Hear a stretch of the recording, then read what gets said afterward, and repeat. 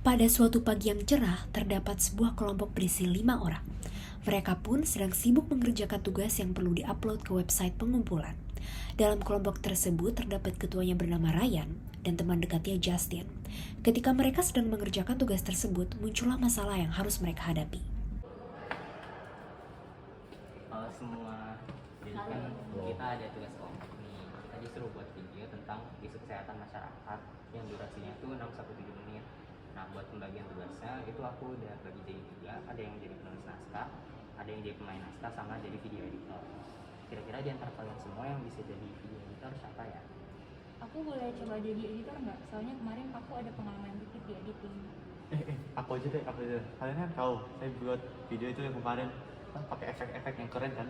Oh iya sih Justin, aku sih setuju. Kayaknya kamu harus jadi video editor, soalnya kan udah terbukti gitu ya dari kemarin. Siap. Gimana sekarang kita bahas soal referensinya? Kan itu juga penting buat tugas kita. Boleh. Ada yang punya ide nggak referensi? Kalau menurut aku sih pakai referensi yang udah dipakai di jurnal sebelumnya aja.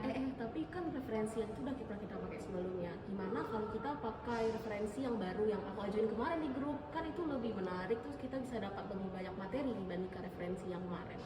Ya, boleh sih, aku sih setuju sama Naya juga. Menurut aku pakai referensi yang itu aja. Tapi kan kita udah pernah pakai referensi yang aku pilih itu di jurnal sebelumnya kan, terus hasilnya bagus. Kenapa nggak dilanjutin aja?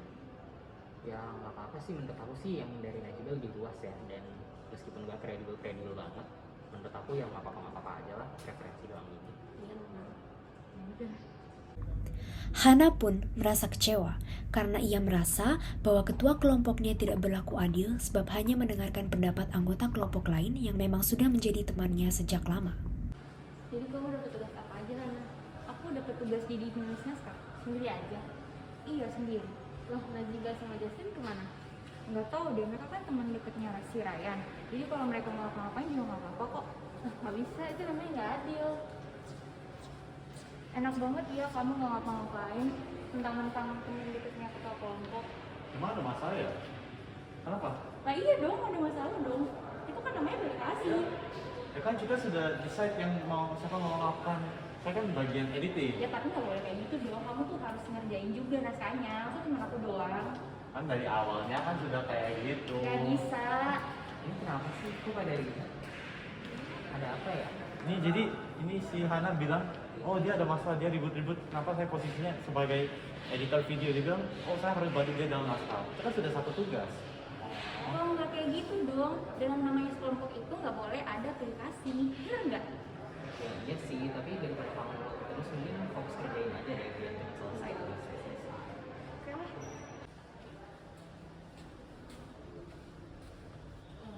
Maaf Ryan, aku pengen ngasih tahu kalau kita diperlakukan tidak adil. Hah? Emang ada apa? Daripada mikir buruk itu mending fokus kerjain tugasnya aja deh. Enggak, soalnya tadi si Najibah dan Jasin nggak ngerjain apa-apa. Kita ngerasa hanya kita berdua yang ngerjain tugasnya. Dan tadi ketika kita berbicara, pembicaranya selalu dipotong. Masa sih? Udahlah, nggak usah mikir yang enggak. Semuanya juga kebagian kok. Nggak bisa gitu dong, itu tetap gak adil namanya.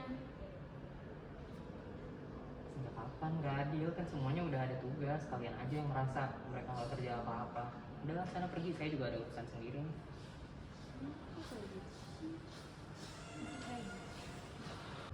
Gimana nih Hana, kalau gitu kita nggak bakal selesai tugasnya. Ya mau gimana lagi, kita udah nggak bisa ngapa-ngapain. Betul sih. Hana dan Nana pun merasa frustasi, tidak sanggup menyelesaikan tugasnya berdua saja. Akhirnya hari itu nilai tugas tersebut pun diberi. Loh, kok nilainya rendah banget? Kalau gini bisa nggak lulus nanti. Sayangnya, hasil dari tugas tersebut tidak menyenangkan buat ketua maupun anggota lainnya dan berakhir dengan kesedihan serta menimbulkan masalah lain di antara anggota-anggota grup.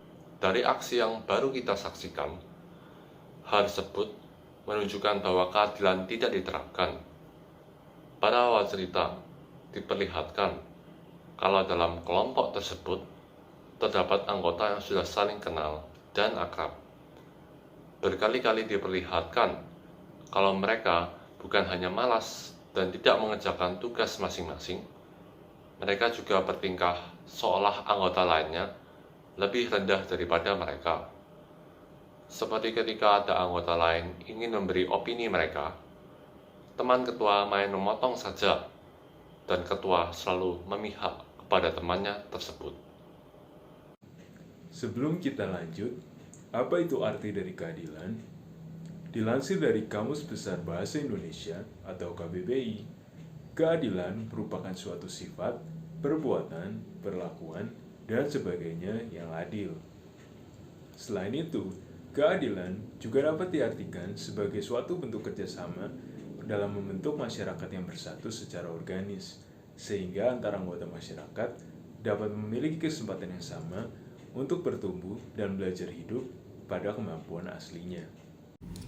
Keadilan atau just and fair juga merupakan salah satu dari 9 nilai dasar Universitas Indonesia yang memiliki arti memberikan kesempatan dan perlakuan yang sama secara adil dan non-diskriminatif bagi setiap warga dalam melaksanakan tugas masing-masing, termasuk dalam mengembangkan kegiatan akademik ataupun kegiatan lainnya tidak didasarkan pada pertimbangan yang bersifat rasial, etnis, agama, gender, status perkawinan, usia, disabilitas, dan orientasi seksual. Kita bisa angkat dari skenario tersebut bahwa tanpa keadilan, mengerjakan suatu hal tentu akan semakin susah untuk dilewati, karena Ryan menyalahgunakan posisi dia sebagai pemimpin kelompok dan tidak mengerjakan tugasnya dengan benar. Ia juga menunjukkan sifat bias terhadap temannya hanya karena mereka dekat dan merendahkan anggota lainnya. Aksi pemimpin tersebut tentu bersifat tidak adil dan pada akhirnya dampaknya dapat kita lihat ketika mereka mendapatkan hasil yang tidak sesuai dengan harapan. Ketidakadilan yang terjadi tidak hanya merugikan atau berdampak buruk terhadap kelompok, namun juga berdampak buruk terhadap pihak yang menerima perlakuan tersebut. Kontribusi yang seharusnya dapat diberikan malah terhambat dan semakin mengurangi dorongan anggota yang bersangkutan untuk berpartisipasi secara aktif di dalam kelompok. Anggota lain yang menyaksikan ketidakadilan tersebut tidak bisa berbuat banyak, sebab sang pemimpin kelompok seakan-akan menghalalkan ketidakadilan tersebut. Akibatnya, setiap anggota menjadi malas untuk bekerja dan bahkan berujung pada rusaknya kinerja dan kerjasama antara tim kelompok. Untuk menghindari ketidakadilan serta menerapkan keadilan dengan benar, menurut 9 nilai UI, perilaku yang dapat dilakukan adalah sebagai berikut: menjaga kehormatan sesama manusia, menjunjungi tinggi nilai-nilai keadilan dalam kegiatan sehari-hari, bersikap responsif terhadap kondisi apapun dan terhadap siapapun, bersikap santun kepada siapa saja, menjauhi sikap diskriminatif dalam kehidupan sehari-hari, dan turut berupaya untuk mewujudkan keadilan di lingkungan sekitar. Kita dapat mengangkat suatu nilai atau amanat dari skenario tersebut. Sebagai ketua atau pemimpin dalam sebuah organisasi, kita harus membuang bias yang kita miliki terhadap rekan kerja kita yang mungkin adalah teman dekat atau kenalan kita. Bukan hanya teman dekat, orang tidak boleh dipandang rendah hanya karena perbedaan suku, ras, etnis, agama, maupun gender.